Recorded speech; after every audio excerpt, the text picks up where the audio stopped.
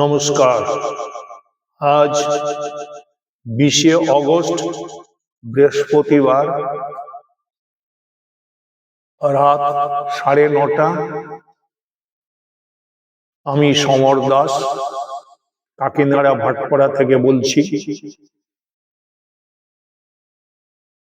কিছু বক্তব্য নিয়ে আপনাদের সামনে হাজির হয়েছি।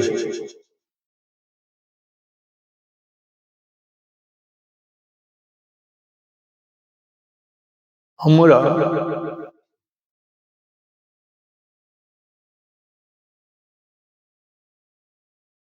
পুঁথিগত বিদ্যা, শ্রবণ ইন্দ্রিয়ের দ্বারা গ্রহীত বিদ্যা, প্রকৃতি থেকে নেওয়া বিদ্যা, সমাজ জীবন থেকে নেওয়া বিদ্যা, নিজেদের ব্যক্তিগত জীবন থেকে নেওয়া বিদ্যা,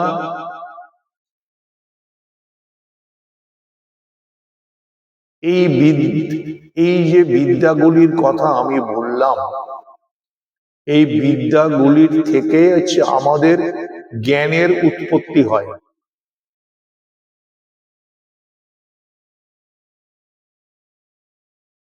এবার প্রশ্ন আসে, জ্ঞান বলতে আমরা কি বুঝি?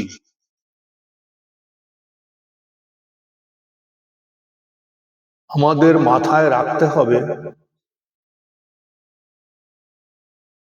জ্ঞান স্থির এবং অপরিণীয়, সৎ, সুন্দর, পবিত্র।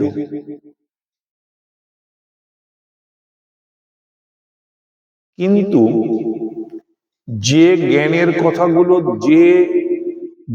কথাগুলো দিয়ে আমি শুরু করলাম বক্তব্য, সেগুলি জ্ঞানের ডেফিনেশনের মধ্যে পড়ে না। কারণ জ্ঞান স্থায়ী, স্ট্যাটিক। কিন্তু আমরা যে বিদ্যার কথা বললাম, সমাজ, ব্যক্তিগত চরিত্র, প্রকৃতি, বই থেকে নেওয়া এবং শুনে নেওয়া, এগুলি সব পরিমেয়, অস্থায়ী, ক্ষণস্থায়ী। আজ আছে, কাল নেই, কিছুদিনের জন্য, কিছু সময়ের জন্য।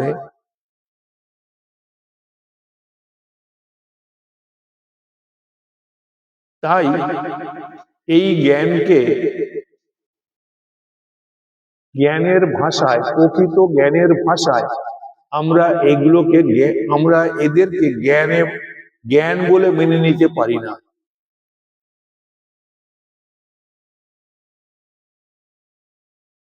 এই বিদ্যাগুলি থেকে আমরা আমাদের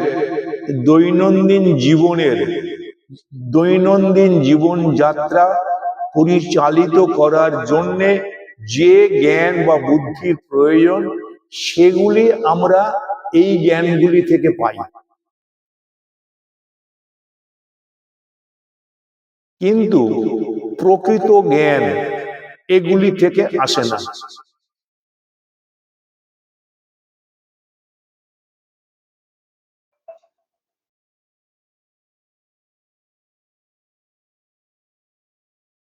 এবার প্রশ্ন আসে যে তাহলে প্রকৃত জ্ঞান কোথা থেকে আসে, কোন কোন বিষয় বা বস্তু থেকে আসে?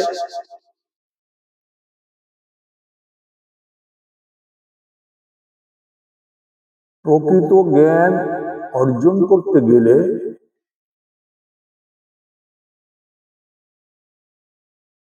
আমাদের অন্তর্মুখী হতে হবে, কারণ আমাদের জ্ঞান ভান্ডার অন্তর্মুখে। বহির্মুখে যে জ্ঞান ভান্ডার আছে, সে জ্ঞান ভান্ডার আমাদের সংসার জীবন, সমাজ জীবন পরিচালিত করার জন্য, আত্মিক জীবন ও আমাদের অন্তর্নিহিত জীবন পরিচালিত করার জন্য ওই জ্ঞান নয়। আর বাইরের যে জ্ঞান, সে জ্ঞান ক্ষণস্থায়ী, অবিনশ্বর। সরি ভুল করলাম, নশ্বর। ক্ষণস্থায়ী, নশ্বর।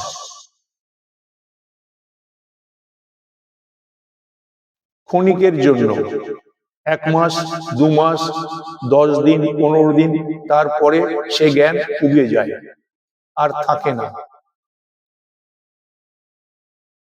তাই এই জ্ঞান প্রকৃত জ্ঞান নয়। প্রকৃত জ্ঞান হচ্ছে আমাদের অন্তর্জগতের দুই ভ্রুর মাঝখানে যে কূটস্থ আছে বা আজ্ঞাচক্র আছে, সেই কূটস্থ থেকে বা আজ্ঞাচক্র থেকে যে জ্ঞানের উৎপত্তি হয়, সেটাই হচ্ছে প্রকৃত জ্ঞান। আমরা শ্বাস প্রশ্বাসের ক্রিয়ার মাধ্যমে যে প্রাণ ক্রিয়া করি, সেই প্রাণ ক্রিয়ার মাধ্যমে যখন আমাদের চঞ্চল মন কূটস্থানে স্থির হবে, তখন আমাদের নানান রকম উপলব্ধি হবে। সেই উপলব্ধি থেকে যে জ্ঞানের উৎপত্তি হবে, সেই হলো প্রকৃত জ্ঞান। সেই জ্ঞান স্থায়ী, স্বতঃসিদ্ধ, নির্মল, পবিত্র, সৎ, সুন্দর, অপরিণামী, দীর্ঘমেয়াদী,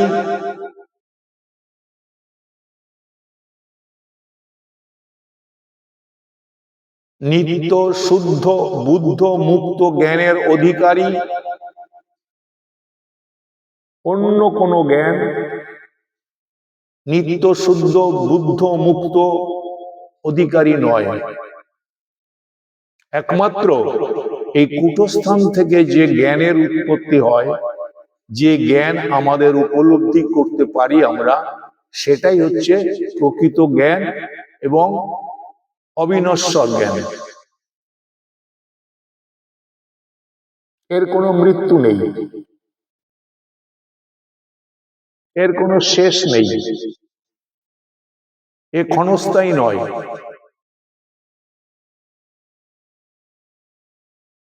তাই আমি এই ভিডিও করার উদ্দেশ্য আমার একটাই,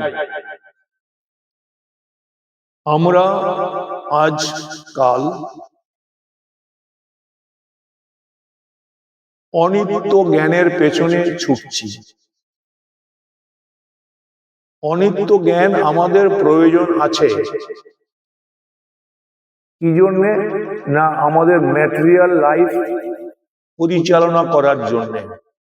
কিন্তু ম্যাটেরিয়াল লাইফ তো জীবন নয়, ওই তো সব নয়।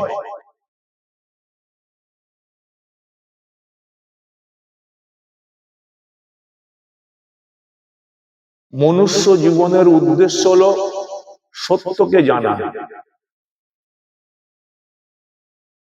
সেই সত্যকে জানতে গেলেই প্রথমেই আসতে হবে কূটস্থ চৈতন্য, কেন সত্য এখানে অন্তর্নিহিত ভাবে আছে। সেখান থেকে আমাদের সত্যকে জানতে হবে।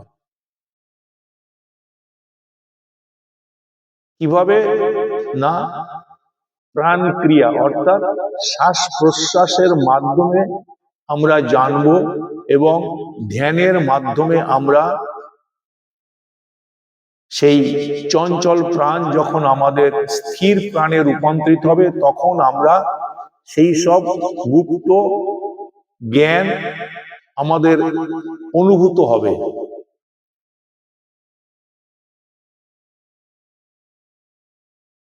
সেই জ্ঞানই আমাদের শ্রেষ্ঠ জ্ঞান। তাই আমি বলতে চাইছি যে আপনারা সবাই আমার এই ভিডিও করার কথাগুলো গুরুত্ব সহকারে শুনুন এবং বোঝার চেষ্টা করুন, এবং ব্যক্তি চরিত্রে আমি যে কি বলতে চাইছি সেটা অনুধাবন করুন, এবং অনুধাবন করে ছেড়ে দিলে হলো না, পড়লে শুধু হলো না, শুনলে শুধু হলো না, এগুলো ব্যক্তি চরিত্রে স্থাপন করতে হবে, প্রতিষ্ঠিত করতে হবে। নিয়মিত 5 থেকে 10 মিনিট আপনারা শ্বাসের কাজ করুন, দেখুন জীবন পাল্টে যাবে, সংসার পাল্টে যাবে, চিন্তাধারা পাল্টে যাবে। একবার আমার কথা শুনে আপনারা 1 মাস করুন, 1 মাস করে দেখুন, যদি না পাল্টায় তখন আমাকে টেলিফোন করুন বা আমাকে বলুন ফেসবুকের মাধ্যমে, আমি তার প্রতিকার করব। আমি বলছি আপনাদের সমস্ত কিছু পাল্টে যাবে, অবশ্যই পাল্টাবে।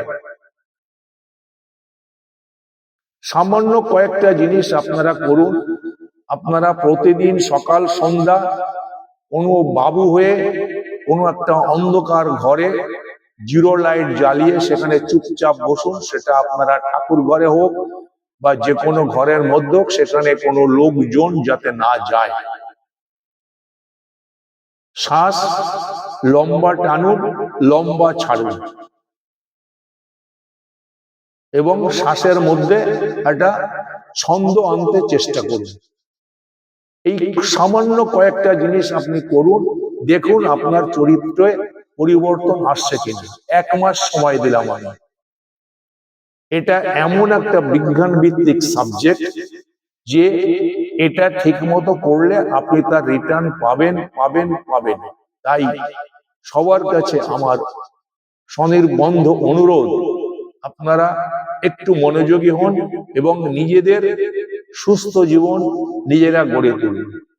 এই বলে আজকের মতো আমি নমস্কার জানিয়ে শেষ করছি।